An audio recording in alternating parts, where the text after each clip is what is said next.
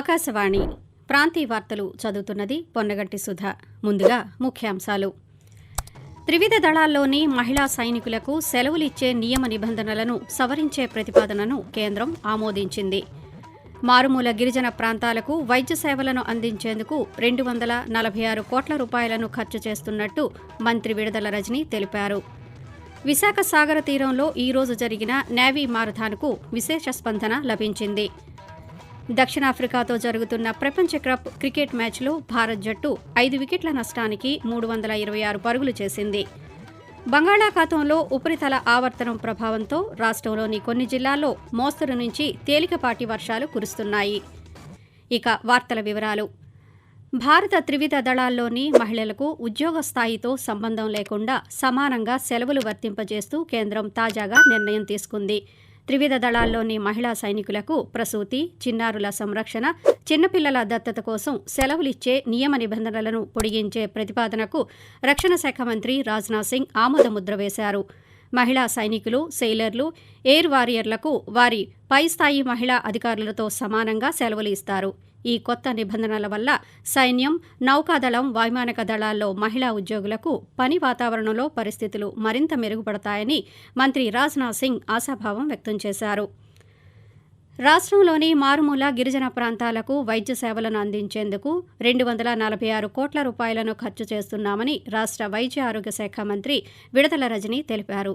విశాఖపట్నంలోని 47వ వార్డు కప్పరాడులో 125 లక్షల రూపాయలతో నిర్మించిన డాక్టర్ వైఎస్ఆర్ పట్టణ ఆరోగ్య కేంద్రం, ఆయుష్మాన్ భారత్ హెల్త్ వెల్నెస్ కేంద్రాన్ని మంత్రి ఈరోజు ప్రారంభించారు. ఈ సందర్భంగా ఆమె మాట్లాడుతూ ఆరోగ్య ఆంధ్రప్రదేశ్ లక్ష్యంగా జగనన్న ఆరోగ్య సురక్ష కార్యక్రమం చేపట్టామని పేర్కొన్నారు. రాష్ట్ర వ్యాప్తంగా 4,000 నుంచి 5,000 మంది వైద్య నిపుణులు ఈ కార్యక్రమంలో వైద్య సేవలు అందిస్తున్నారని తెలిపారు. అలాగే ఫ్యామిలీ డాక్టర్ విధానం ద్వారా గ్రామాల్లో వైద్య సేవలు అందిస్తున్నామని తెలిపారు. విశాఖలోని కింగ్ జార్జ్ ఆసుపత్రిని 600 కోట్ల రూపాయలతో అభివృద్ధి చేస్తున్నట్టు మంత్రి వివరించారు. వన్డే ప్రపంచ కప్లో ఈరోజు కలకత్తా ఈడెన్ గార్డెన్స్ వేదికగా దక్షిణాఫ్రికా జట్టుతో జరుగుతున్న క్రికెట్ మ్యాచ్లో భారత్ జట్టు 5 వికెట్ల నష్టానికి 326 పరుగులు చేసింది. టాస్ గెలిచిన భారత్ జట్టు మొదట బ్యాటింగ్ ఎంచుకుంది. విరాట్ కోహ్లీ 101 పరుగులు చేయగా శ్రేయస్ అయ్యర్ 77 పరుగులు చేశారు. ఇదిలా ఉండగా కోహ్లీ సెంచరీ సాధించి తన వన్డే కెరీర్లో 49వ సెంచరీ పూర్తి చేశాడు. దీంతో సచిన్ టెండూల్కర్ అత్యధిక సెంచరీల రికార్డును సమం చేశాడు. విశాఖ సాగర తీరంలో ఈరోజు జరిగిన నేవీ మారథాన్కు విశేష స్పందన లభించింది. తూర్పు నావికాదళం ఆధ్వర్యంలో 3 కేటగిరీల్లో నేవీ మారథాన్ను నిర్వహించారు. ఎంజీఎం పార్కు నుంచి 42 కిలోమీటర్ల ఫుల్ మారథాన్ను తూర్పు నావికాదళం flag officer commanding chief vice admiral Rajesh Pendarkar ప్రారంభించారు. 21 కిలోమీటర్ల హాఫ్ మారథాన్ను naval projects director general Srinivasan ప్రారంభించారు. ఇక 10 కిలోమీటర్ల రన్ను విశాఖ నగర పోలీస్ కమిషనర్ డాక్టర్ రవిశంకర్ ప్రారంభించారు. ఉత్సాహపూరితమైన వాతావరణంలో సాగిన నేవీ మారథాన్లో సెయిలర్లు, సీనియర్ అథ్లెట్లు, స్థానిక ప్రజలు, మహిళలు అధిక సంఖ్యలో పాల్గొన్నారు. బంగాళాఖాతంలో ఉపరితల ఆవర్తనం కొనసాగుతోంది. దీని ప్రభావంతో రాష్ట్రంలోని కొన్ని జిల్లాల్లో మోస్తరు నుంచి తేలికపాటి వర్షాలు కురుస్తున్నాయి.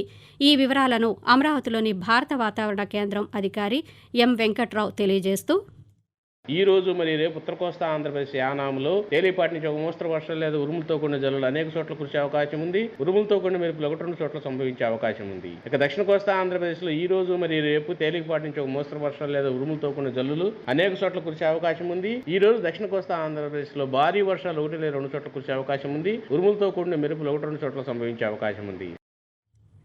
రాష్ట్రంలో ఉన్న అబ్కారీ డిస్టిలరీలన్నీ గత ప్రభుత్వంలో ఏర్పాటు చేసినవేనని రాష్ట్ర విద్యుత్ శాఖ మంత్రి పెద్దిరెడ్డి రామచంద్రారెడ్డి పేర్కొన్నారు. ఈరోజు విజయవాడ తూర్పు నియోజకవర్గంలో నూతనంగా ఏర్పాటు చేసిన ఇండోర్ విద్యుత్ సబ్స్టేషన్ను ఆయన ప్రారంభించారు. ఈ సందర్భంగా పాత్రికేయులతో మాట్లాడుతూ మద్యం డిస్టిలరీలు గతంలో ఉన్నవే కొనసాగుతున్నాయని అన్నారు. ఈ విషయంలో ప్రతిపక్షాలు చేస్తున్న విమర్శలు సరైనవి కావని అభిప్రాయపడ్డారు. దేశంలో వేగంగా అభివృద్ధి చెందుతున్న రాష్ట్రాల్లో ఆంధ్రప్రదేశ్ కూడా ఉందని రాష్ట్ర ఉప ముఖ్యమంత్రి కె నారాయణస్వామి తెలిపారు. తిరుమల శ్రీవారిని ఈరోజు దర్శించుకున్న ఆయన ఆలయం వెలుపల పాత్రికేయులతో మాట్లాడుతూ రాష్ట్ర ప్రభుత్వం చేస్తున్న అభివృద్ధికి ప్రతిపక్షాలు సహకరించాలని కోరారు. ప్రభుత్వం మీద ప్రతిపక్షాలు లేనిపోని విమర్శలు చేయటం సరైంది కాదని అన్నారు. ఆకాశవాణి ప్రాంతీయ వార్తలు వింటున్నారు. పశ్చిమ గోదావరి జిల్లాలో రెడ్ క్రాస్ సొసైటీ సేవలు అభినందనీయమని జిల్లా కలెక్టర్ పి ప్రశాంతి అన్నారు. ఈరోజు భీమవరంలో జరిగిన కార్యక్రమంలో Indian red cross society Bhimavaram branch ఆధ్వర్యంలో పారిశుధ్య కార్మికులకు హైజీన్ కిట్లు పంపిణీ కార్యక్రమంలో జిల్లా కలెక్టర్ పాల్గొన్నారు. ఈ సందర్భంగా ఆమె మాట్లాడుతూ జిల్లాలో రెడ్ క్రాస్ సొసైటీ సేవలు విస్తృతంగా చేయటం జరుగుతోందని పేర్కొంటూ రెడ్ క్రాస్ సొసైటీ ద్వారా భీమవరం మున్సిపాలిటీలో వర్క్ చేస్తున్న శానిటరీ వర్కర్స్ అందరికీ కూడా హైజీన్ కిట్స్ సప్లై చేయడం జరిగింది. ఈ మున్సిపాలిటీలో సుమారుగా 350 శానిటరీ వర్కర్స్ ఉన్నారు. వాళ్ళందరికీ కూడా హైజీన్ కిట్స్ సప్లై చేయడంతో పాటుగా ఎవరైతే ఈ ప్రొఫెషన్ లో ఉత్తమ సేవలను అందించారో వాళ్ళందరినీ కూడా ఈ రోజు ప్రశంసించడం, సన్మానించడం కూడా 8వ ఆయుర్వేద దినోత్సవం సందర్భంగా రాష్ట్రంలో ఈరోజు పలుచోట్ల కార్యక్రమాలను నిర్వహించారు. విజయవాడలోని ప్రాంతీయ ఆయుర్వేద పరిశోధనా సంస్థ ఆధ్వర్యంలో విజయవాడలో బైకర్స్ ర్యాలీని నిర్వహించారు.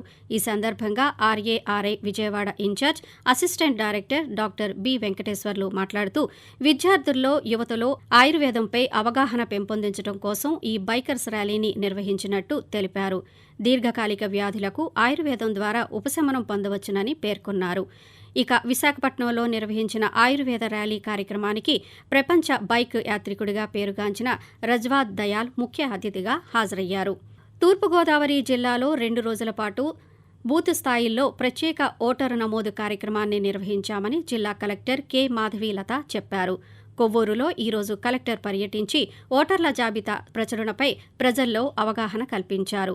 ఈ సందర్భంగా ఆమె విలేకరులతో మాట్లాడుతూ 2024 జనవరి 1వ తేదీ నాటికి 18 సంవత్సరాలు నిండిన లేదా నిండుతున్న యువత ఓటరుగా నమోదు చేసుకోవాలన్నారు. రాష్ట్ర వ్యాప్తంగా ఓటరు జాబితా సమగ్ర సవరణ కార్యక్రమాన్ని 2వ రోజు అయిన ఈ రోజు కూడా నిర్వహించారు. ఈ సందర్భంగా పలు జిల్లాల్లో చాలా చోట్ల పోలింగ్ కేంద్రాలకు బూత్ లెవెల్ అధికారులు హాజరై ఓటర్ల జాబితాలో సవరణలకు అవకాశం కల్పించారు. అదేవిధంగా ఓటరు జాబితాలో పేరు లేని వారికి కొత్తగా దరఖాస్తు చేసుకునేందుకు వీలు కల్పించారు. 18 సంవత్సరాలు నిండిన యువత కొత్తగా ఓటు నమోదు కోసం పెద్ద ఎత్తున దరఖాస్తులు చేసుకున్నారు. ఇంజనీరింగ్లో ప్రత్యేక అడ్మిషన్ల ప్రక్రియ రేపటి నుంచి ప్రారంభమవుతుందని రాష్ట్ర సాంకేతిక విద్యాశాఖ commissioner, AP EAP CET convener Nagarani తెలిపారు. ఏపీ ఈఏపీ సెట్ 2023లో అర్హత సాధించిన అభ్యర్థులకు ఇప్పటికే 2 దశల్లో స్పాట్ అడ్మిషన్లు ముగిశాయని, ఇప్పుడు కేవలం ఈ సంవత్సరానికి మాత్రమే వర్తించేలా ఈ ప్రత్యేక కౌన్సిలింగ్ను చేపడుతున్నామని ఆమె వివరించారు. ఇప్పటికే ఆప్షన్లు నమోదు చేసుకుని తొలి, తుది దశ స్పాట్ అడ్మిషన్లలో సీట్లు పొందలేని విద్యార్థులు మాత్రమే ఈ ప్రత్యేక కౌన్సిలింగ్కు అర్హులని ఒక ప్రకటనలో పేర్కొన్నారు. రేపటి నుంచి 2 రోజుల పాటు ఆప్షన్ల నమోదు, 8న ఆప్షన్ల మార్పుకు అవకాశం, 10వ తేదీన సీట్ల కేటాయింపు జరుగుతుందని నాగరాణి తెలిపారు. 2 రోజుల పర్యటన నిమిత్తం బీహార్ గవర్నర్ రాజేంద్ర విశ్వనాథ్ ఆర్గ్లేకర్ రేపు విశాఖపట్నం రానున్నారు. రేపు మధ్యాహ్నం 3 గంటలకు ఆయన ప్రభుత్వ సర్క్యూట్ హౌస్కు చేరుకుంటారని అధికార వర్గాలు తెలిపాయి. అనంతరం గవర్నర్ సింహాచలం శ్రీ వరాహ లక్ష్మీ నరసింహస్వామి దర్శనానికి వెళతారు. ఈ నెల 7న విశాఖలో జరగనున్న youth hostels association of India platinum Jubilee ఉత్సవాల్లో గవర్నర్ పాల్గొంటారు. సాయంకాలం కురుసురా సబ్మెరైన్ను తిలకిస్తారు. ఇక 8న చెన్నైకి వెళ్తారని అధికార వర్గాలు పేర్కొన్నాయి. రాష్ట్రంలో బడుగు, బలహీన, మైనార్టీ వర్గాల అభ్యున్నతి కోసం రాష్ట్ర ప్రభుత్వం ఎంతగానో కృషి చేస్తోందని శ్రీకాకుళం జిల్లా వైసీపీ అధ్యక్షులు ధర్మాన కృష్ణదాస్ పేర్కొన్నారు. ఆకాశవాణి ప్రాంతీయ వార్తలు ముగించే ముందు ముఖ్యాంశాలు మరోసారి. త్రివిధ దళాల్లోని మహిళా సైనికులకు సెలవులిచ్చే నియమ నిబంధనలను సవరించే ప్రతిపాదనను కేంద్రం ఆమోదించింది.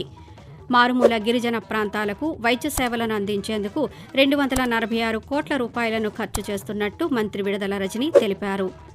విశాఖ సాగర తీరంలో ఈరోజు జరిగిన నేవీ మారథాన్కు విశేష స్పందన లభించింది. దక్షిణాఫ్రికాతో జరుగుతున్న ప్రపంచ కప్ క్రికెట్ మ్యాచ్లో భారత్ జట్టు 5 వికెట్ల నష్టానికి 326 పరుగులు చేసింది. ఆకాశవాణి ప్రాంతీయ వార్తలు ఇంతటితో సమాప్తం.